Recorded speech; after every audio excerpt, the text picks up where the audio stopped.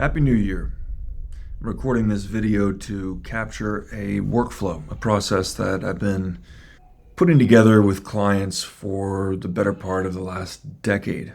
And strangely enough, it's still a work in progress.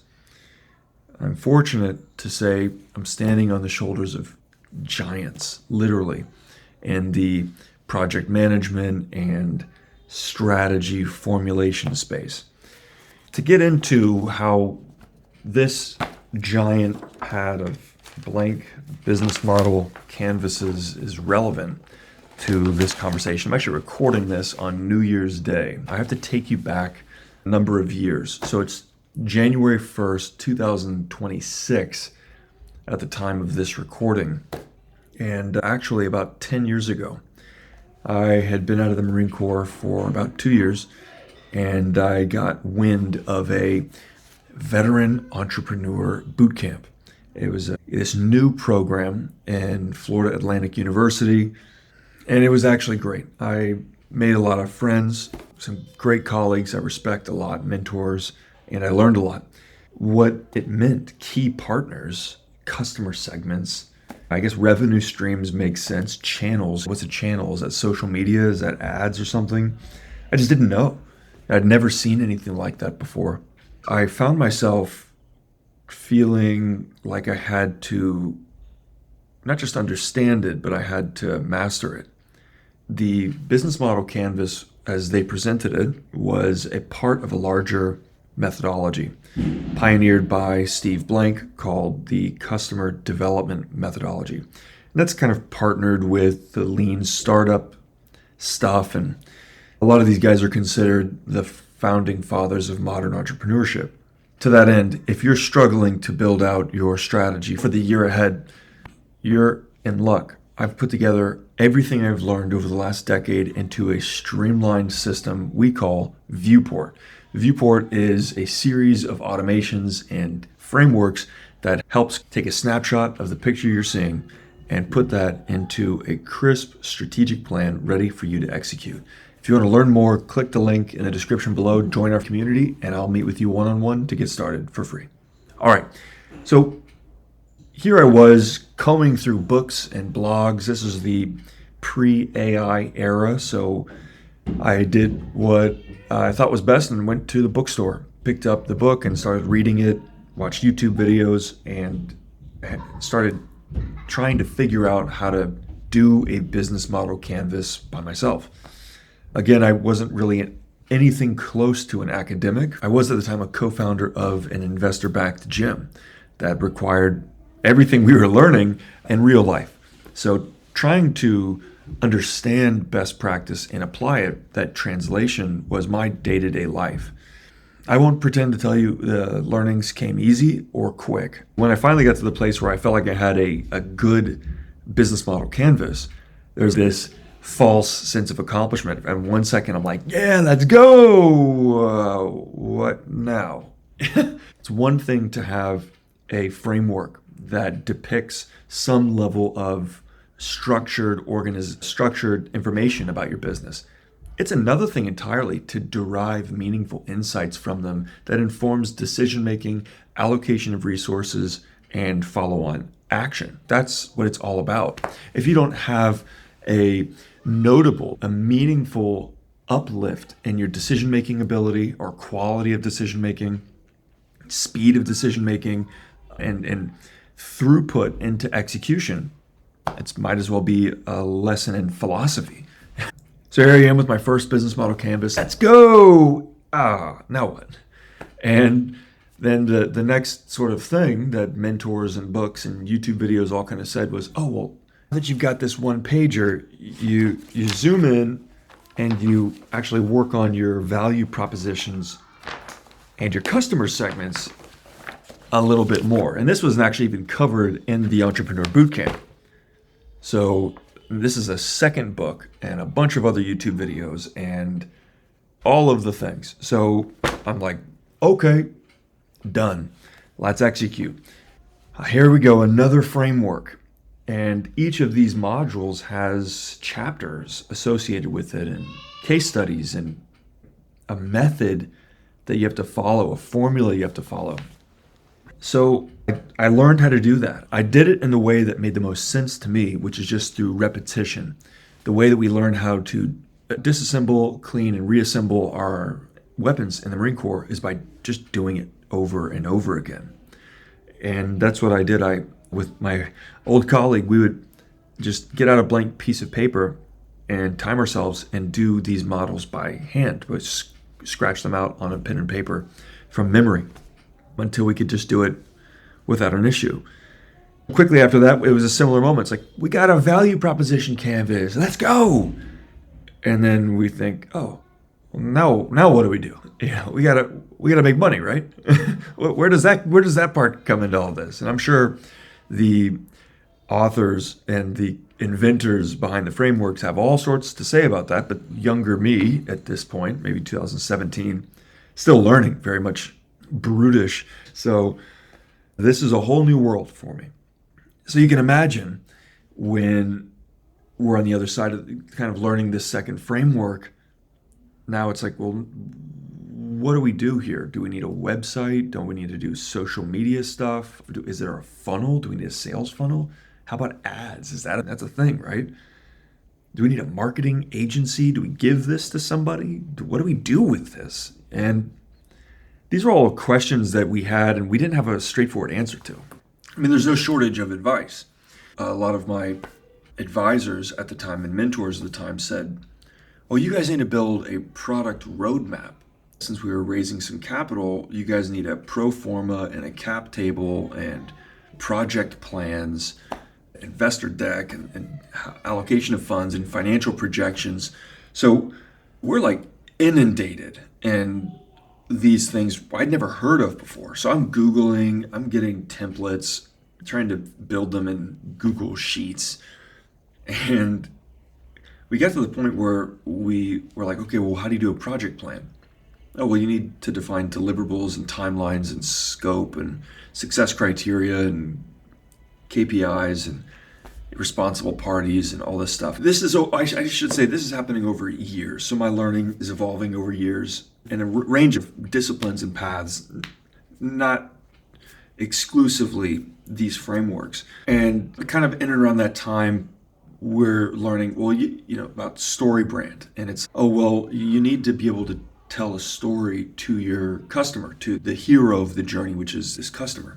So we said, okay, that kind of makes sense. You have a strategic framework that captures a holistic picture of your business, and you can kind of zoom in on that to get more details.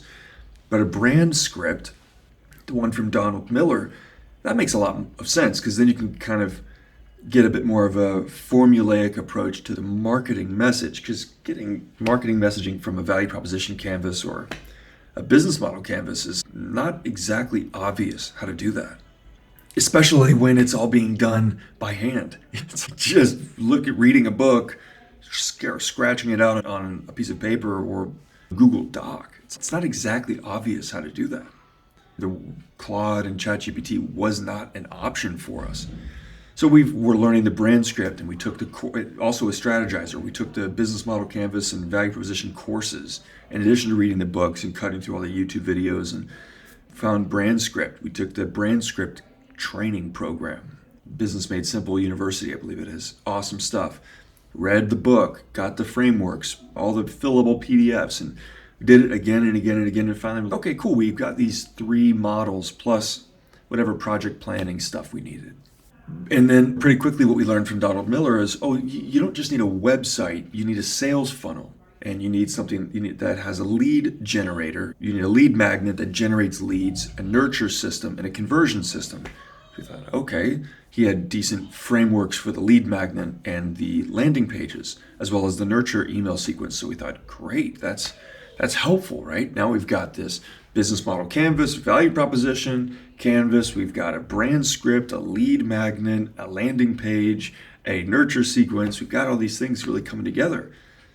And I guess the difficult thing for us at that time was stitching it all together, making it make sense, making it tell a cohesive story, having it be unified instead of just be all fragmented pieces.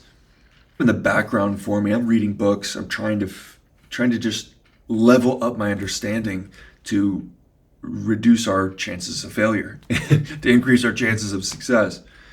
And the most significant breakthrough I've ever had in my personal working experience to this day, the greatest breakthrough I've ever had was and I remember the day perfectly. I was sitting in my glass cubicle at a startup accelerator program I was in. This is a continuation of the veteran entrepreneur training I took some years after the fact.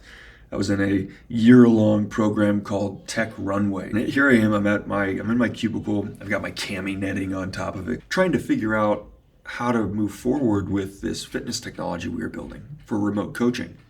And I think I got an ad on Google, or a promoted post on Google for this thing called Miro. And I clicked on it, and it is the first time I've ever seen anything like this. And it was a virtual whiteboard, an infinite canvas. But the problem is, no matter how solid you put out stuff on a whiteboard, you got to erase it in order to get more space. You can't naturally iterate on what you put down. So if you put something down, you have to erase it to build on it. So it doesn't lend itself to recursive improvement. So I found this thing called Miro, and I saw, you can integrate Google Docs and videos. You can put all sorts of stuff in here. I thought, this is sick. This is so cool. So I got into the first Miro board, and immediately I got it. I just really got it. And two things helped me get it. One was I had been in Photoshop trainings from a very young age. I was doing digital art classes very young. I think my first Photoshop class was in 6th grade, 6th or 7th grade. And then my dad had Photoshop on his computer when I was even younger than that. So I had an idea of a canvas on a screen where you could zoom in and out and manipulate elements and be putting things in. So I got that really naturally. And I've used Photoshop throughout the majority of my life and career. I played like games like Rome Total War as a kid. One of my favorite games is Rome Total War, where you have a grand strategy map-based overview of the Roman Empire, essentially. And you can zoom in and out, pan around, and move objects around, which is cool.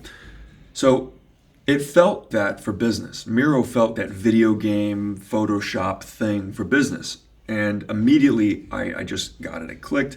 I started throwing in all of our docs, slides, PDFs, videos into this virtual environment.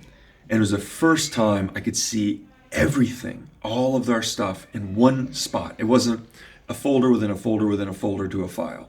It was all of every single thing we had in our Miro. It looked insane. It looked like Google Drive barfed into a virtual whiteboard, but I loved it. I could zoom out and see the beast that we had created and all of its gruesome complexity.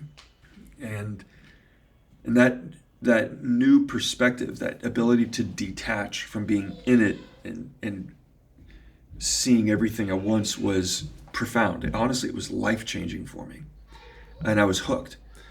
And I've said this many times over the years, you can't see your entire business at that level and not have insight on what needs to be done to improve it.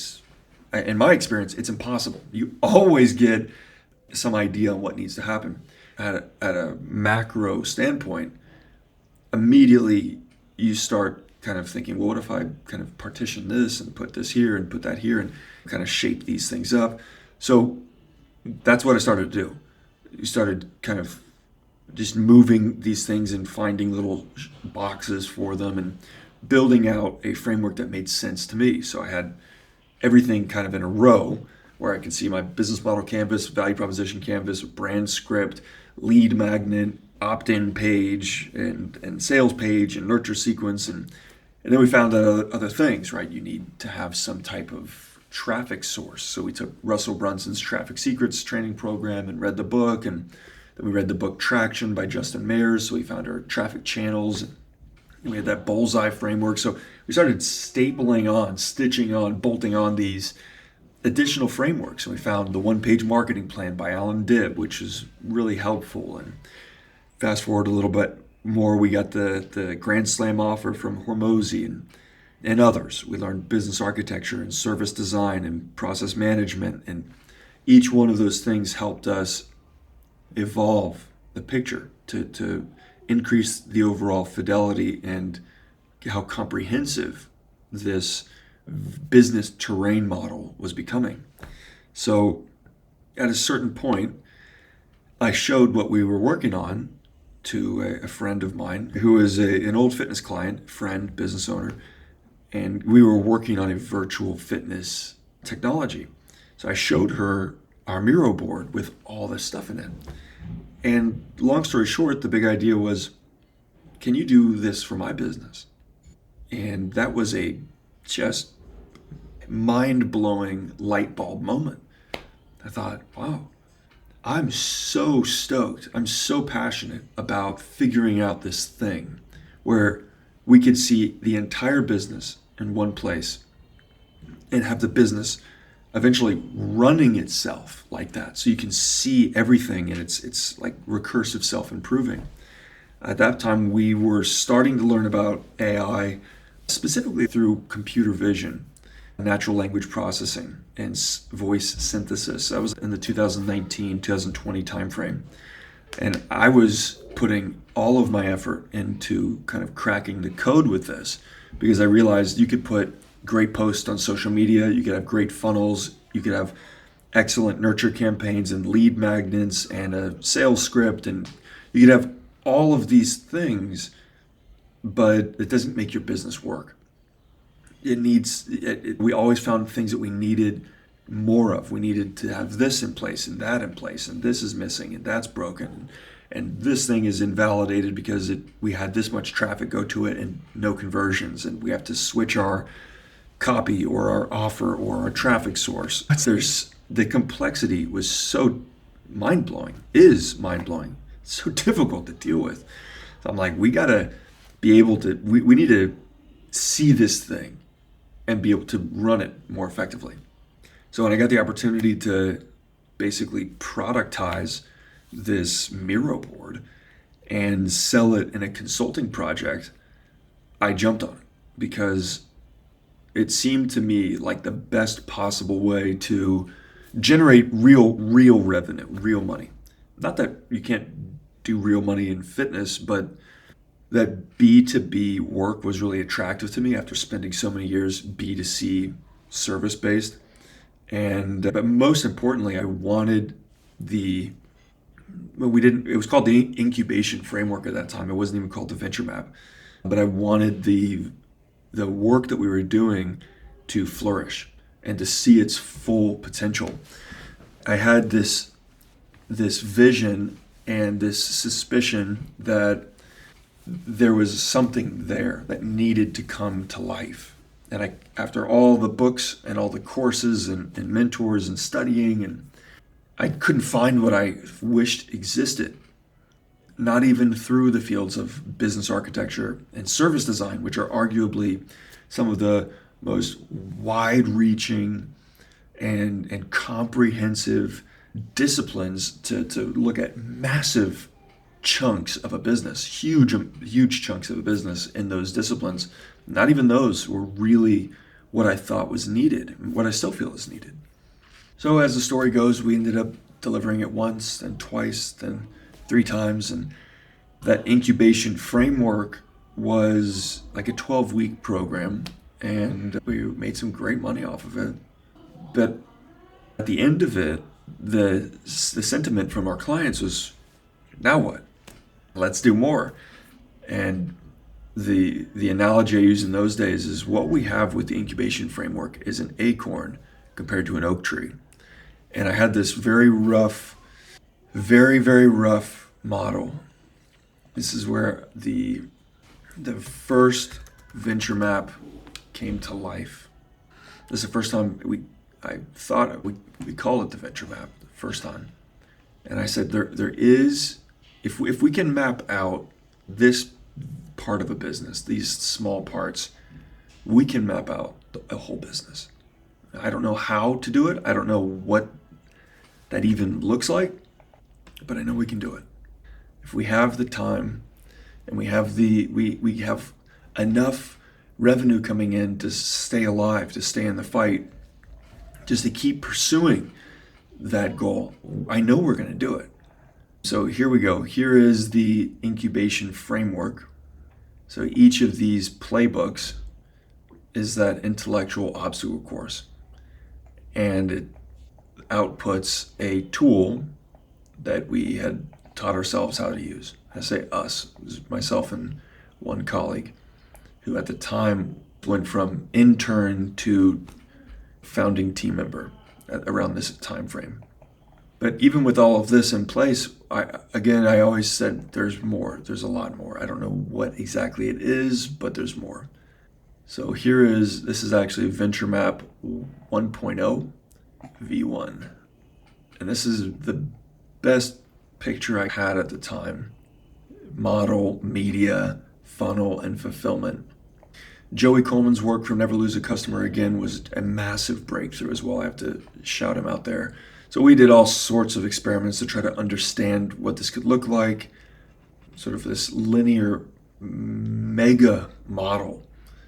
And we just did it again and again and again for months and years, and little by little we sold pieces of it. We had people commission, we sold people on an idea of a part of it, and then we figured it out as we went. This is all before AI really helped. Jasper AI was a thing, but it was called Jarvis back then, but it was not like ChatGPT. So 99% of this all was manual work. Eventually we landed on, I say we, but just because I'm a team player, but eventually I landed on the model that we have worked with now for a couple of years, which has been really nice to be honest. All right. So this is the model that I'm fast forwarding a lot, but after we've basically made our first end-to-end customer experience map for a business that was connected to the strategy, which is a huge deal for us. When we first delivered that, from paid ads to funnel to nurture sequence to conversion sequence to onboarding and fulfillment and retention, to be able to see that whole thing visually in one model, enabled by the strategy and managed through project planning, tracked through project management. It was awesome. It was so awesome. But it was also that same kind of a moment we had with the first business model canvas. It's like, let's go. Now what? Look at all this empty space. So I've always believed that necessity is the mother of invention. And what's happened is each time we made this breakthrough where we set our eyes on something, we set our sights on something, and we're like, man, what is that? We gotta crack that code. We gotta figure that out. We'd spend a lot of time studying and researching and applying and just trial and error until we got it and we delivered it, not just for our business, but for someone else's business. And it actually delivered value and it moved the needle and it worked. So when our previous model, our previous architecture was essentially a linear model. I could bring it up later, but it broke the base framework, the base architecture we had in place. So I spent a long time that felt like a descent towards madness, trying to think of what is most true for all of the information that could potentially exist within a business. And essentially, I looked back all the way to Sun Tzu, where Sun Tzu says, strategy without tactics is the slowest route to victory, and tactics without strategy is the noise before defeat. And I looked at John Lewis Gaddis, where he discussed in his book On Grand Strategy that great strategy is at the intersection between aspirations and capabilities. I looked at F. Scott Fitzgerald's definition of a great mind, its ability to hold two opposing ideas simultaneously while maintaining effective function. And I considered my own firsthand experience in the infantry, where I often said we are the interface between strategy and tactics, We have to actively implement a plan in an operating environment. And that translation, that transmutation from theory to practice was something I was interested in for a long time, bridging strategy and execution. And I thought long and hard about that dynamic. And I landed on this very generalized model that says, on the one hand, we could fit in all sorts of strategic stuff, all of our fixed or stable architecture into one big box. It's everything from things like our core values to our brand style and the business architecture stuff for the most part, like capability models, value streams, our org chart. Where does all that stuff go? Our strategy documents, our project plans, where does that stuff go? Well, it could probably all go into one giant thing. And this is probably getting to 2022, 2023 timeframe. So I did have the benefit of ChatGPT and then thinking through this stuff, as well as just doing it in the real world with clients' businesses and seeing how it goes and what ends up breaking necessarily. And then at the second panel, I just imagined it like a container with all sorts of other stuff in it. I was switching and swapping and trying to make sense of it all. And eventually landed on this big idea where it's like we've got organization, we've got operations. I used to call it strategy and execution, or strategy and ops, theory and practice. The intersection between them is experience. And this is the model that we landed on with VentureMap. The operations panel is primarily where we track our more dynamic metrics, the processes, and the most operationally relevant information. And in the experience lane, we track our customer experience and our employee experience across standardized phases, these 10 phases that are essentially stitched together from Russell Brunson, Don Miller, and Joey Coleman. So that's how we landed on the columns, the phases. The SaaS sales methodology helped us understand how to contextualize like which systems and KPIs are relevant to each phase. And then service design helped us understand how to apply levels of interaction. So at a given point of a customer journey, this is the action the customer's taking with this physical evidence, there's front stage and backstage staff actions, and support processes. So that was really helpful. And so that's the big idea. That's what brought us here. Then we got into last year where I said, we need to be able to have this thing where it's always on, always improving. And it used to take us 4 months to get a version 1 of this down for a business. And I said, we need it in a week. Eventually it needs to be in a snap of a finger. So we have to collapse the timeline down, and we've got to make it cheaper. We've got to make it more efficient. And we did that. We delivered several dozen of these in a week time frame for $100 and a membership capacity. My thinking was we have to aggressively productize.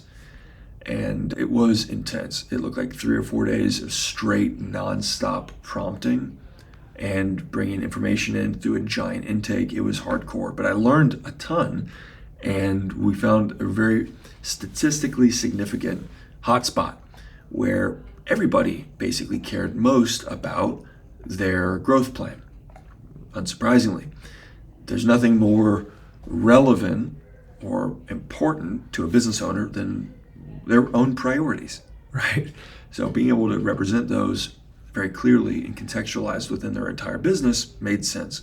So we said, narrow the aperture, focus solely on the growth plan. This is in large part informed by Traction by Gino Wickman, that amazing book and framework. There's a series of those books in the Entrepreneurial Operating System school of thought. So building on his models, and also applying them in the real world, seeing things, it's like, okay, you're gonna have to adapt to make this make sense.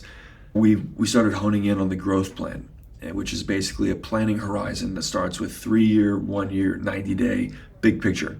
And once you have that, then we say, okay, let's drill down on those 90-day goals. Those are going to literally be the things we do in the next couple of weeks. So let's make them specific, measurable, attainable, relevant, and time-bound, also known as SMART.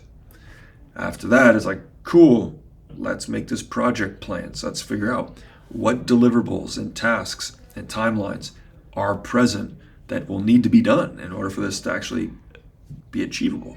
In order for this to be done in the real world and executed, we need to know what tasks we're doing day to day. And once we get a good picture at that, then it's okay, don't stress too hard on this exact thing coming to life. The preparedness that we've built from going through this process is the main value of going through the process. Now we adapt it week to week. We have a weekly cadence. EOS calls that a level 10 meeting. Corporate America calls that a WBR, a weekly business review. It doesn't matter what you call it. You show up on a weekly basis, you run through a designated framework, a template of check your metrics, check your priorities, identify issues and discuss, build a culture of celebration by doing customer and employee highlights, and then maybe not in that order, and then identifying task lists and wrapping up. Same day, same time every week. That's the big idea. And then day to day, you need a daily prioritization workflow like a stand-up. You can do that asynchronously. Time boxing and monotasking have proven to be the most effective way of getting great work done over the course of time. Multitasking is splitting your focus, and rapid task transfer is not ideal for getting really good work done. So we were getting into all that, focusing, and we spent literally the last year just doing that thing only with clients. And we've done that now with several dozen clients. And we've got our own SOPs so dialed in that now we've automated almost all of the process. And we've built a front-end interface for the process that's specifically for it. We used to do Loom video that would connect to a video ask, and then stuff like that, off-the-shelf third-party tools to make it streamlined. And now it's all in a custom front end, which we're learning a lot from. It's really exciting because we see a path towards it being a micro SaaS play, which is awesome. I'm excited about this potential of basically building out. I see it adding a three-dimensional object on top of this, and that's just how my spatial visual mind works, but adding a visual module, or excuse me, a 3D block on top of this, that is our strategy consulting practice. Boom. And that basically becomes a micro SaaS that's AI enabled, that's standalone. Right now that's called Viewport, and Viewport is awesome. It's built-in, lovable. It's powered by N8N workflows. We've got some amazing clients that have gone through it and colleagues that have helped bring the technical aspects of it to life. So excited for that. And it's a dream come true. You think from the guy in 2016 who was staring at a business model canvas on the projector screen in an entrepreneurial class being, what in the world am I looking at? I got to figure out how to do this thing by myself, to now, boom, that's all done for you. You just get asked questions. You answer the questions like a normal person, like a normal freaking person would, and the AI does all that heavy lifting.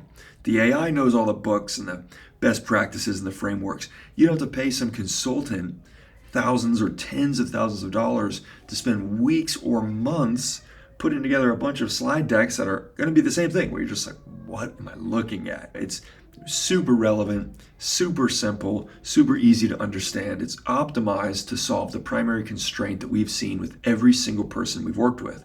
The primary constraint is the attention and available cognitive load of the founder.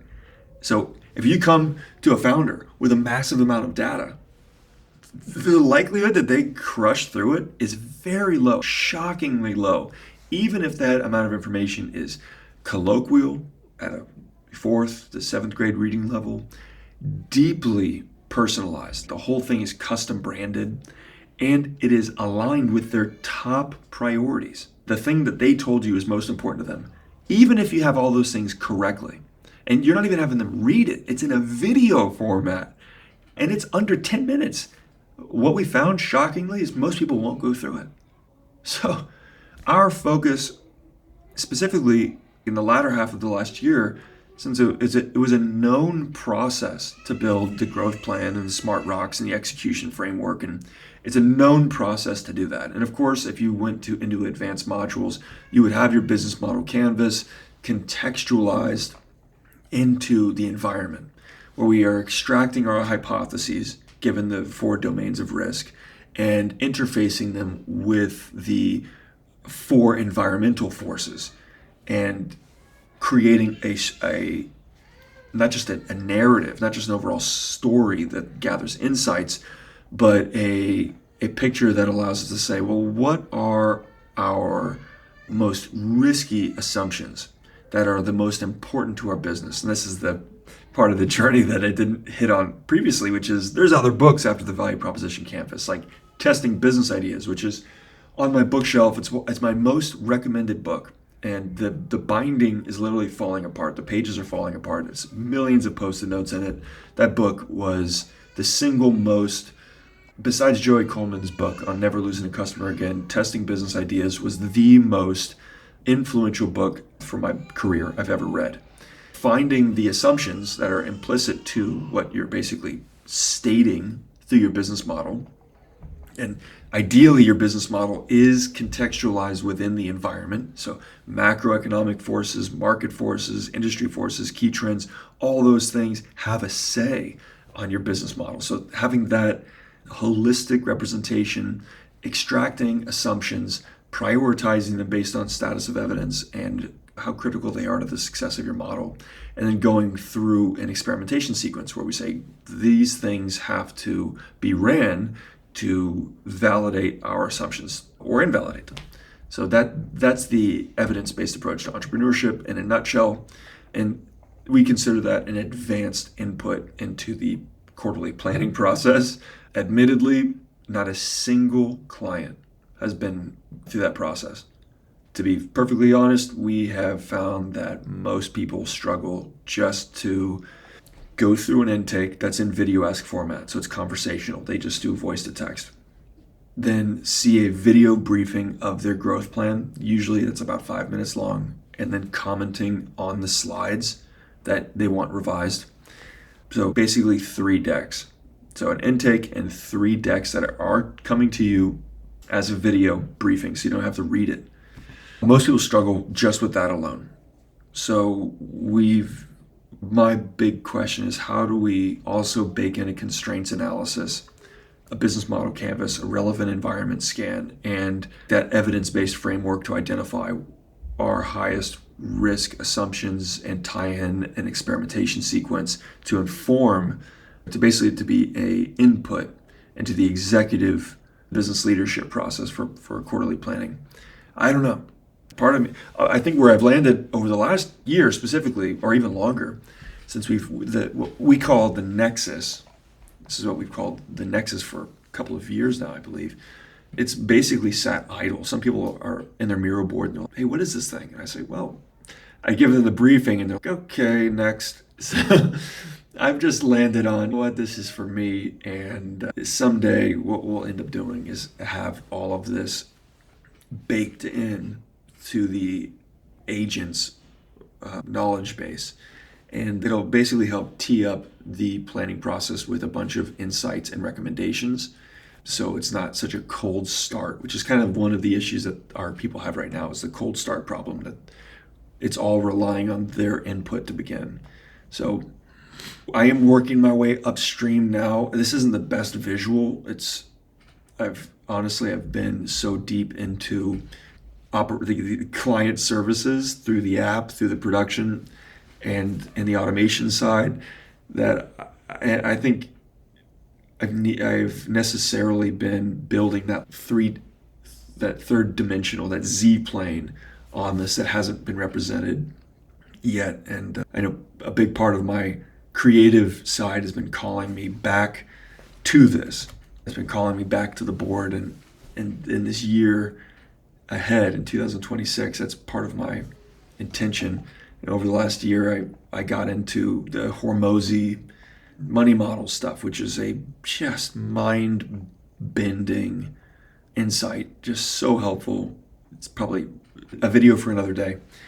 But just sticking on the strategy execution stuff, when you think of what we're doing there with we call it a viewport, it's essentially this area. So this area has been automated significantly. It still requires a human in the loop for quality assurance. The fine tuning is still required on the prompts because it's the outputs of the automation as of today are still not on par with what I can do manually. If I'm sitting down with ChatGPT and Gamma and 11 Labs, what I can do myself with a client's input versus if we give that same input to an agent, mine will always be a little bit better right now. So we're working to figure out how to do that. But we've got the capability set, we've got the proof of concept, and we've been deploying it. The front end is fixed, it's solid. Now I'll just tell you where we're at in terms of the roadmap. So I'm going to swim upstream almost begrudgingly, and I'm wholly convinced, entirely convinced of the need to swim upstream. And I think I'm begrudging it in a way, despite the fact that I love it, because I know it's a tireless and a thankless effort that takes months and months of work. And the results are not just unappreciated and unseen, but indirectly benefiting like downstream outcomes, building and applying and interpreting. It's the venture map to most looks like a bunch of boxes, but to me, this is the lens that I have on business. It's really a mental model that's ironed out in 2D form.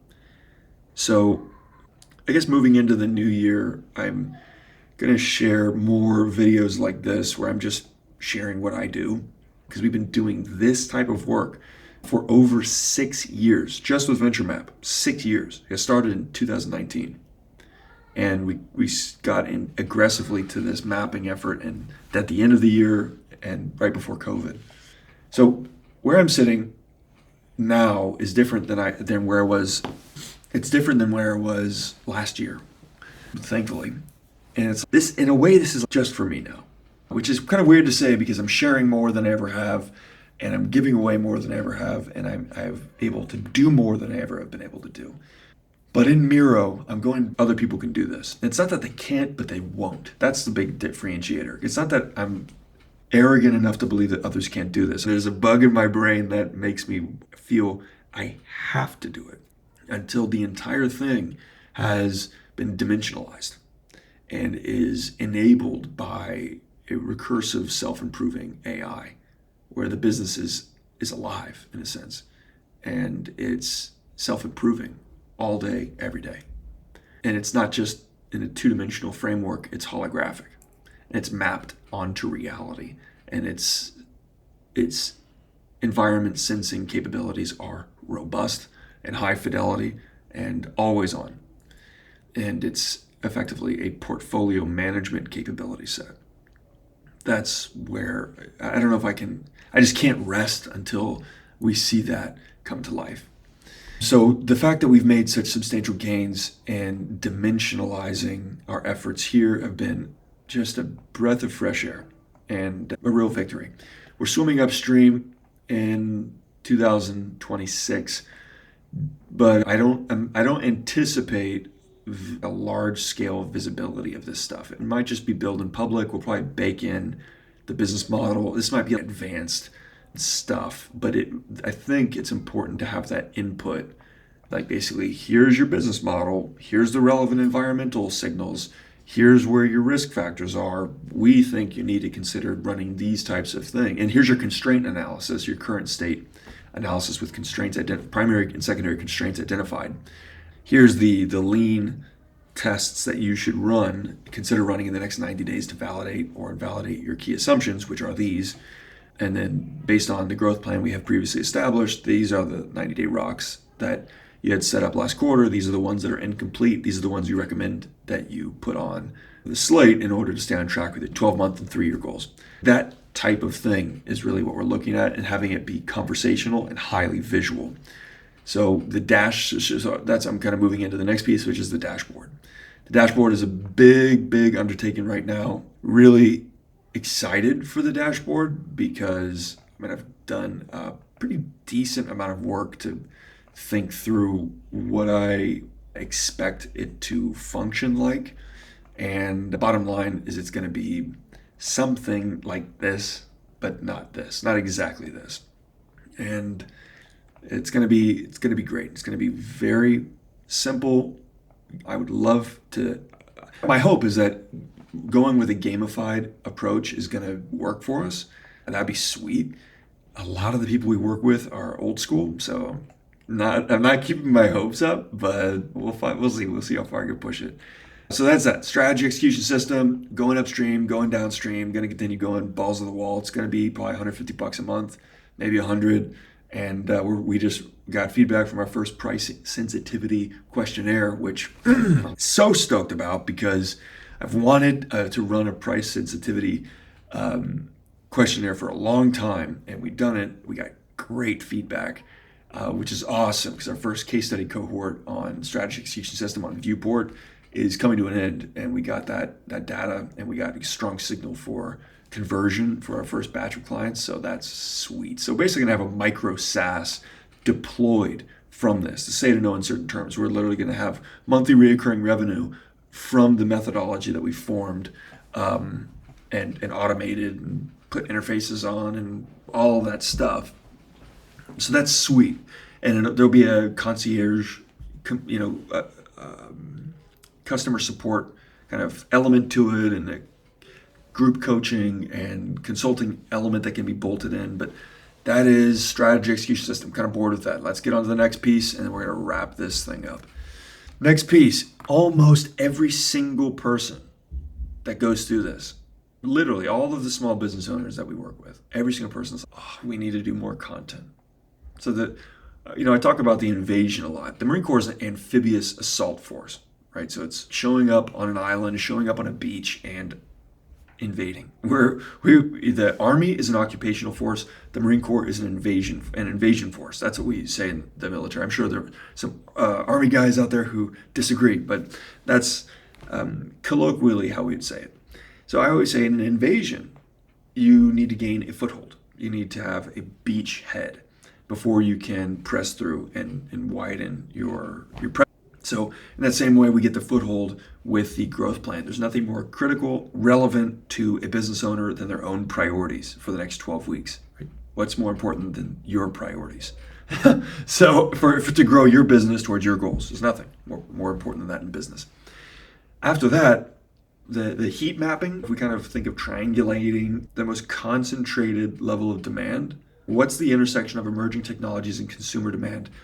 The first thing we do is get the foothold there. The next thing we do is we've seen across the board is content marketing. Even with AI, and I'll tell the whole story quickly, but traditionally it's not high leverage. It's painful, time consuming, expensive, inconsistent, ambiguous. Like how to do it effectively is ambiguous. How to do it in a way where our monetization strategy is integrated and woven through masterfully, and the communications are strategically aligned, but also not cringy and not corporate and not and how it basically enables what becomes our lead generation system and our lead nurture system. How does it impact how we acquire clients and employees, as employer branding is so important as companies grow? That's a big question, right? And more important than a question, it's a concentrated effort, or a concentrated need, I should say, that we've seen, a demand.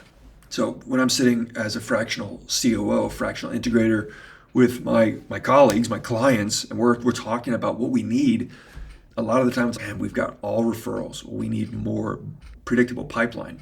Okay, content marketing is going to be good for a long run for driving inbound traffic and improving our perceived credibility in our industry. But can it drive a whole bunch of leads and bookings and sales this month if we just start out? Probably not, unless we're willing to part with a significant chunk of change to bring in some certified badasses in the space. If we just start doing it like the Gary V's and the Hormozis of the world recommend, if we just start documenting, not creating, just putting content out and trying to get better every month, we cannot expect to see a meaningful uptick in revenue that is attributed to our content marketing efforts, our organic content initiatives for some time. And we have to commit to that for, frankly, years. We have to literally say, we're going to put out content for years as a secondary traffic source, as a method by which we're going to support the primary effort, and the primary effort has more predictability in it. Listen, I'm not the content aficionado. I'm not claiming to have cracked the code here, but I am saying my findings, my personal experience and observations. So, for example, if that's paid ads or cold outreach, essentially those more mechanistic, predictable traffic channels. So, in addition to referrals and these things. So, we've looked heavily into that. We've done a productized service now for over a year and a half for a few clients where we've leveraged the Design Joy subscription-based service method. Went through his course, Productize Yourself. Loved his approach. Really, really smart. I mean, I think it's so brilliant that it should be taught in business schools. It is incredible what he's done. So we've built out what we've done live, what we've done with clients, essentially for manually with ChatGPT and Gamma and Midjourney for a long time, and Opus to basically generate image posts and carousels and short form video clips to help them get their content output up. Basically sit down for an hour, have a podcast, and then spin out a bunch of stuff that's aligned with the style and the tone of voice of the company. We've automated that, and that is what we call the media machine. Really excited about that. We've got good signal, a beautiful interface that I'm really proud of. It's probably going to be much bigger than anything we're doing on the strategy execution side. I didn't even get into day-to-day execution and task level enrichment, AI augmented task execution, and that type of stuff. That's the biggest deal. The core hypothesis of the business is literally here, which is when we have task level specificity for our critical initiatives, and we have a taskmaster agent that effectively scans all of our tasks within those critical initiatives, enriches them, and increases the fidelity and description of those things within a holistic context over the entire organization and the environment, and then can basically heat map or rate those tasks with the AI's ability to support, be it just at the enrichment level, just defining the task, or running co-pilot with the user during the task as a thought partner, as a production aid, or fully automating the execution of the task. That's the whole thing that we're building. So I talked a lot about going upstream. That's downstream this year. That's the abyss that I'm staring into on the philosophical front. So you can see why going upstream is kind of difficult, because you got to attack the beast, but we need a firm foothold in the logic and the best practice for the business model and the environment and the current state and constraints analysis to have a more robust and effective growth plan. Okay, so that's my little pushback into that. Media Machine is awesome. Big idea. 1 hour, one video podcast, one video, whatever. Put it in. You get as many shorts as you want. Usually you see 8 to 12 come out. You get as many carousels as you want, 8 to 12, and then you get as many static posts. Usually we'll see 8 to 12 static posts, and those are images that are on brand and relevant to the subject matter of the post. We're working on infographics next. We're working on AI avatar, digital twins, clones next. So we'll have those. Right now we have 3 branches. We're working to add 2 additionals, and then we have a super smooth card swiping interface that's user experience pattern is pulled directly from a relationship-based, a dating-based app, believe it or not. I was inspired by that. But all of your posts, because now there's so many posts that you can have to review. Our stakeholders bottleneck is reviewing and approving. So all our stakeholders do now is just sit down with 50 posts stacked as a card deck almost, and they just see one at a time. And if you like it, you just approve it. If you don't, you reject it. If you want to revise it, you just kind of hold down your finger and talk to it. Then it goes off to revision, gets updated, goes to the bottom of the stack. And then when you swipe it off, you basically can tell the app, here's my containers for posting. I want to post 3 times a day, 6 days a week. And I want my pipeline, my content calendar to be scheduled 2 weeks in advance, 30 days in advance, whatever. And every time you approve, those cards find their way into the next available container.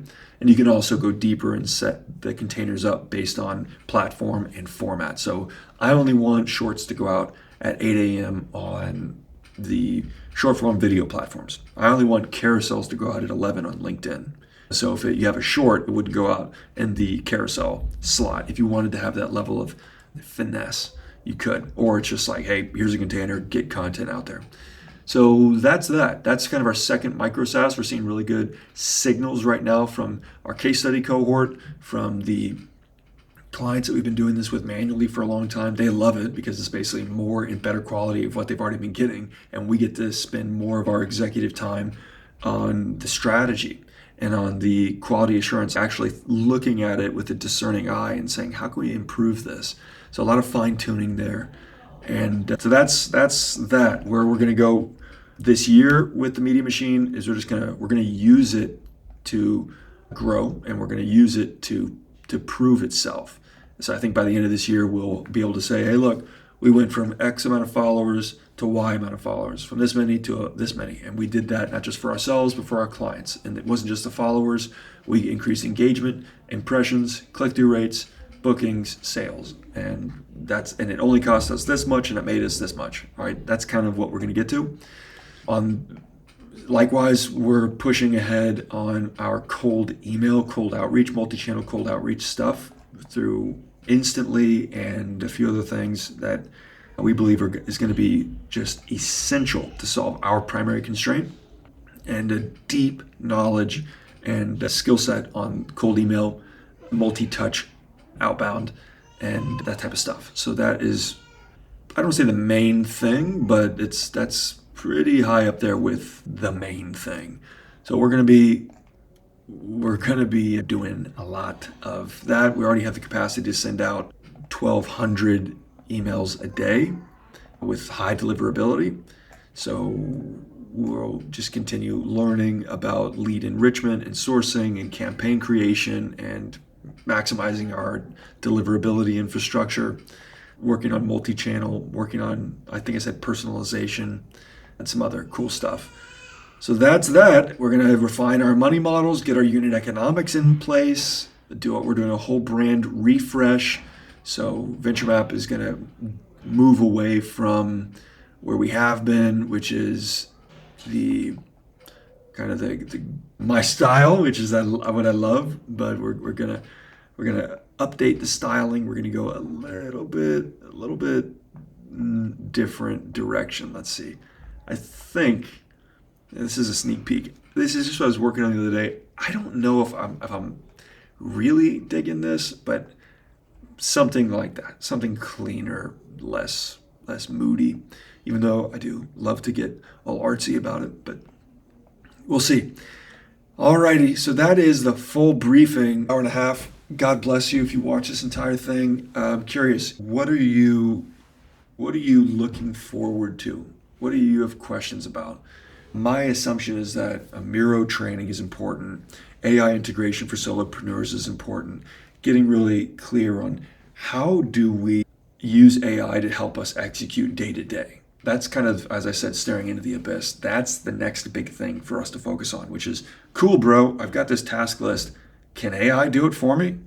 We're going to find that out this year. And we're going to find out how to actively have AI scan your backlog of tasks and rate each thing, heat map each of those tasks with its potential to help.